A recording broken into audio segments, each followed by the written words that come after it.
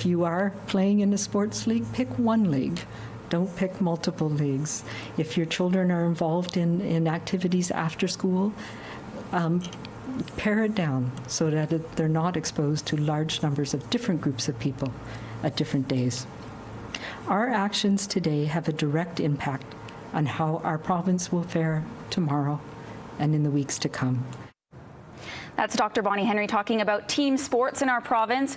Ryan Clark now joins us live with the Port Coquitlam Sports Alliance. Thank you for being here, Ryan. I understand that this is a contentious topic because kids love their sports. You know, what were your thoughts when you heard Bonnie say that?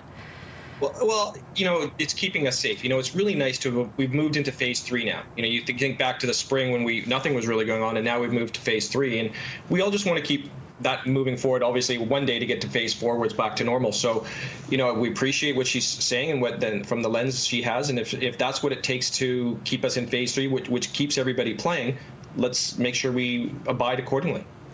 But I'm sure there's some struggles for, you know, kids that do hockey, soccer, you know, they have multiple sports. How do you just pick one? Yeah, absolutely. And that's always the thing, is you're going to have to pick one. But we also live now in a time where you can be creative. You know, there's a lot of things, you know, from things you can get online. You know, if you do have to pick one sport now, you know, and that is the thing, I'll call it one group that you're going to be in. Think of if you have one team sport, maybe you can also choose one individual sport that's just maybe you and a coach or you and a mentor of some sort. You know, whether if you're playing, as you said, hockey or soccer or something else, you know, this is where golf maybe comes in as a sport, another second sport, maybe a martial art. There's so many great martial arts. One of the gyms we have out here does ultimate ninja training where, you know, that's distanced well and everybody can be away from each other. There's all sorts of imaginative things you can do now. So it's a great time to be creative. Use the resources online. Another thing we found too, we worked very closely the last few years with the Sport for Life group out of Victoria. They've got some great ways to develop physical literacy. So there's ways that parents can go and help their kids develop, you know, and these are often steps that are missed when people are getting into sport, is develop some of these physical literacy skills that'll help them become better at sports and make it easier and less injuries and all those things as well. Yeah, a great way to maybe prepare or think about a new sport in the future, and you can kind of start at home.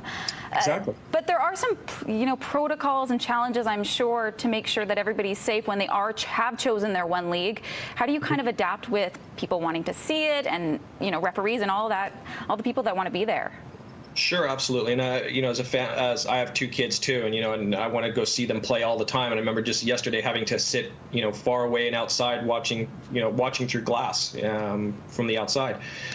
At the end of the day, again, it's about the safety. And from that standpoint, what we've done here in Port Coquitlam, which has been really good, is we got right from the beginning, we had city staff, member of city council, and all the sport presidents of the local clubs on video calls. And we've done that pretty consistently throughout the spring and leading it now into the fall. And it's all been about communication to say, this is how we're going to go about it. It's a participation first model, meaning, and when you say participants, the players, the coaches, the officials, the team managers, every club has to also have volunteer safety officers. You know, they come in and they're kind of the traffic cops to make sure it's all going so the load isn't completely falling onto city staff.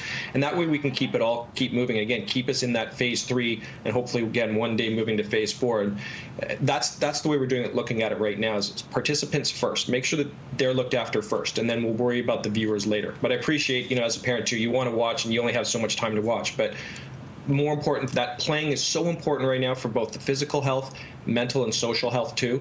So let's make sure that stays on course. Well, with many things in the pandemic, you know, it's great that we have technology to help us out and record, and it's fantastic. Well, Ryan, thank you so much. That's Ryan Clark. I appreciate you being here with the Port Coquitlam Sports Alliance. Thanks again for coming. Absolutely. Thanks very much. Have a good morning. Good. Have a good one. Digitally coming. In other news, opposition